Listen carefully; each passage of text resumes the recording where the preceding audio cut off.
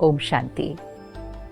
दुर्गा माँ, संतोषी माँ, पार्वती माँ, काली माँ, लक्ष्मी, सरस्वती, चारों तरफ देवियों का आह्वान, जागरण, व्रत, पवित्र जीवन, माहौल ही सात्विकता का है।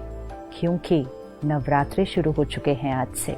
हम सब मिलकर कितनी प्यार से, श्रद्धा से, भावना से शक्तियों का आह्वान कर रहे हैं, जिनको हम कहते हैं शिव शक्ति। उनका आह्वान हो रहा है। लेकिन थोड़ा सा आज कुछ क्षण लेकर इस पे चिंतन करते हैं कि हम किसका आह्वान कर रहे हैं। उन्हें हम शक्ति भी कहते हैं, उन्हें हम माँ भी कहते हैं, उनको हम अस्त्र शस्त्रों के साथ दिखाते हैं और उनके ही चरणों में हम असुर भी दिखाते हैं। ये सब चीज़ हमें कौन से ज्ञान का अर्थ सिखाने की कोशिश कर रही है। देवी का चित्र और चरणों में असुर। तो क्या वो देवियां हिंसा करती थी? क्या उन्होंने असुरों की हिंसा की थी, या इसके पीछे कुछ भाव है? और जो शक्ति का आह्वान कर रहे हैं, कौन सी और कहाँ से उन शक्तियों को बुला रहे हैं? थोड़ा सा सोचते हैं।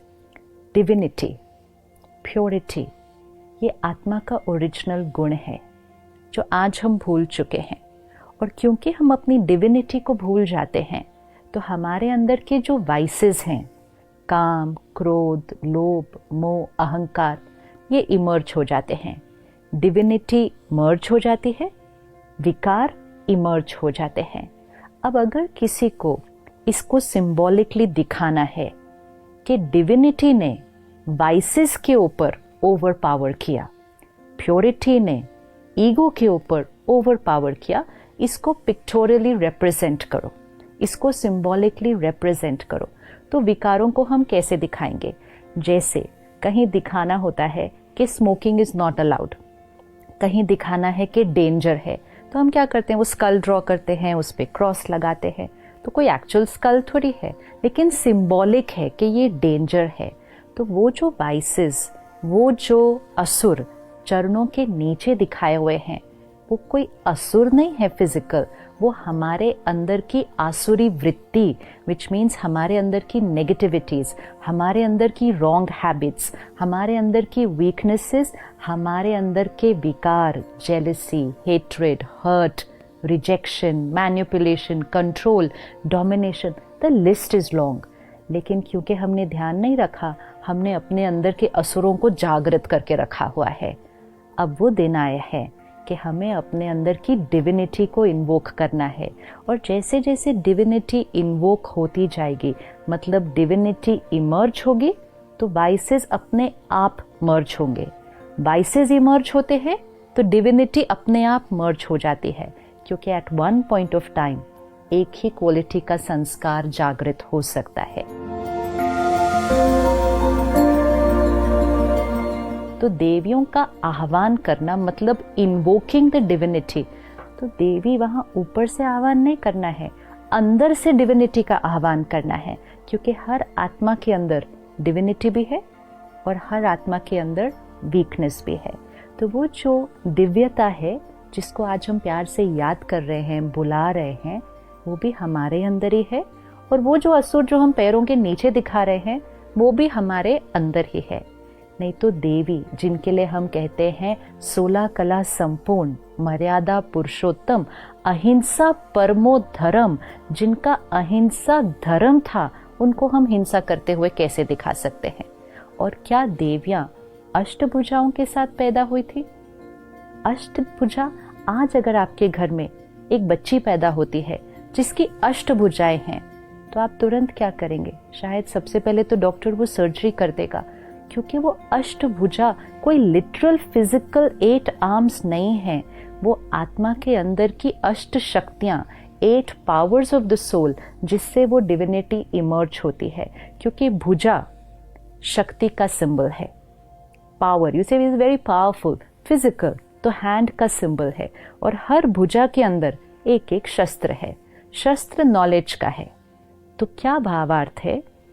ज्ञान के शस्त्र को लें, आत्मा अपने अंदर की शक्ति को यूज करे, और जब ज्ञान के शस्त्र से आत्मा शक्ति को जीवन में यूज करेगी तो डिविनिटी इमर्ज हो जाएगी, और जब डिविनिटी इमर्ज हो जाएगी विकार मर्ज हो जाएंगे। तो अष्टभुजाधारी अर्थात अष्ट शक्तियों वाली डिवाइन आत्मा, तो आज अपने साथ पुरुषार्थ करते हैं कि मुझ आत्मा की वो जो अष्ट शक्तियां हैं, सहन करने की शक्ति, सामना करने की शक्ति, परखने की शक्ति, निर्णय लेने की शक्ति, सहयोग देने की शक्ति, बहुत सारी शक्तियां हैं।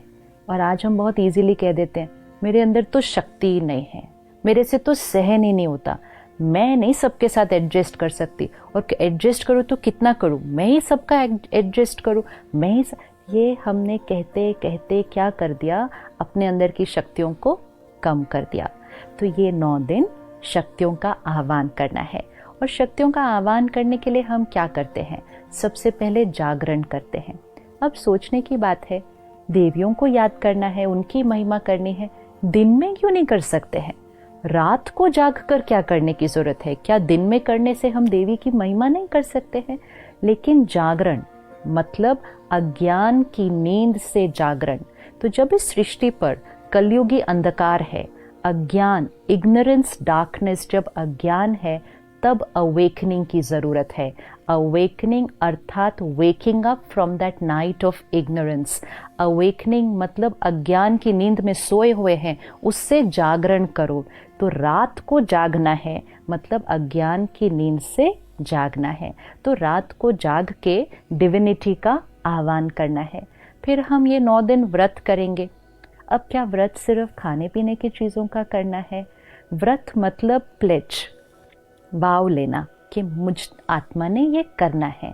लेकिन अब हम इस 9 दिनों में व्रत को थोड़ा और गहराई से लेते हैं कि सिर्फ खाने पीने का नहीं, साथ साथ व्रत लेते हैं कि हम 9 दिन गुस्सा नहीं करेंगे, हम शांत रहेंगे, हम 9 दिन पर चिंतन नहीं करेंगे, किसी के बारे में कोई गलत बात यहाँ से वहाँ फैलाएंगे नहीं, हम 9 दिन सुबह जल्दी उठकर ध्यान करेंगे, मेडिटेशन करेंगे, हम 9 दिन कोई गलत चीज़ ना खाएंगे न पिएंगे। व्रत तो बहुत सारे हैं करने के लिए, लेकिन व्रत लेना है क्योंकि व्रत करने से आत्मा की शक्ति बढ़ती है। Because we start living a life of discipline and discipline increases will power. तो एक हम जागरण करते हैं, दूसरा हम व्रत करते हैं, तीसरा सात्विक अन्न। 9 दिन प्याज लहसुन के बिना सात्विक भोजन बनाया जाता है।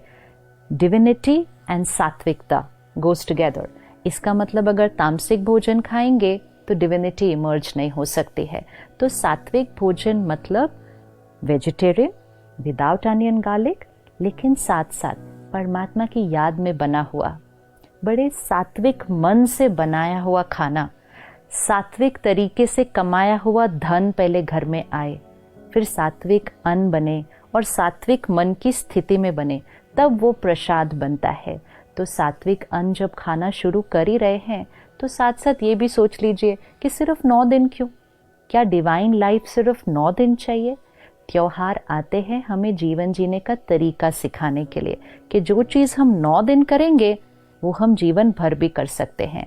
लेकिन इस 9 दिन में ध्यान रखना कि प्रतिज्ञा सिर्फ यहाँ से नहीं करनी। कभी कभी मन में चलता रहता है, आज 5वां दिन हो गया, आज 6ठा दिन हो गया, कब ये 9 दिन पूरे होंगे, सब कर रहे हैं इसलिए मुझे भी करना पड़ता है। मजबूरी से नहीं, मजबूरी से आत्मा की ताकत कभी नहीं बढ़ेगी। प्रतिज्ञा से करना है कि जीवन में सात्विकता। फिर 9 दिन दिया जलाया जाता है, तो मिट्टी का दिया और वो लौ, इसका क्या सिग्निफिकेंस है कि मिट्टी का जो बॉडी शरीर का प्रतीक है और जो लौ है वो आत्मा का प्रतीक है। तो 9 दिन दिया ज़रूर चलना चाहिए। तो जब मैं आत्मा हूँ, सोल कॉन्शियसनेस, ये जब इमर्ज होगी तो वो लौ जलती रहेगी, रोशनी उसके चारों तरफ फैलेगी। एंड मोस्ट इम्पोर्टेंट, हम अपने जीवन में चाहिए से दिया की तरफ शिफ्ट हो जाएंगे। दिया जलता रहे तो जीवन शुभ होता है। कौन सा दिया जलता रहे?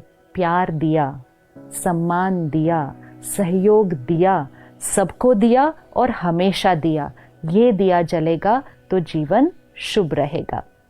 जागरण, सात्विकता, व्रत और दिया, जब ये सब हो गया तो रिश्ते बड़े प्यारे हो जाते हैं। एक दूसरे के साथ एडजस्ट करना, सहयोग देना, ये एक नेचुरल जीवन जीने का तरीका बन जाता है।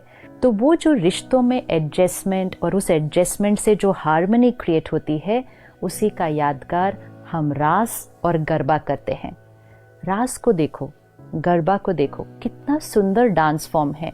सभी के हाथ में 2-2 डंडे हैं।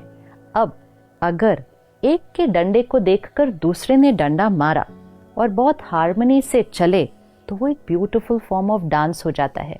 अगर अपना ही डंडा मारते गए तो वो ही डांस एक युद्ध का मैदान बन जाता है। ये वो लोग हैं जिनके साथ हम रहते हैं, जिनके साथ हम काम करते हैं। उनके संस्कार को देखें, उनके संस्कार को देखते हुए अपना संस्कार यूज करें। अगर ऐसे करेंगे तो संस्कारों की रास होती जाएगी। लेकिन अगर अपना ही संस्कार का डंडा मारेंगे तो घर में भी आज युद्ध का मैदान हो जाता है। तो परमात्मा कहते हैं कि जो आत्मा जागरण करती है अपने विकारों से, व्रत लेती है जीवन में, और उसके जीवन में सात्विकता आती है और सोल कॉन्शियसनेस उसके लिए जो नेचुरल होता है, वो औरों के साथ संस्कारों की रास करती है। तो अगले 8 दिन हम सब रोज मिलेंगे और सिर्फ देवियों का आह्वान नहीं करेंगे, अपने अंदर की उस दैवी शक्ति का आह्वान करेंगे।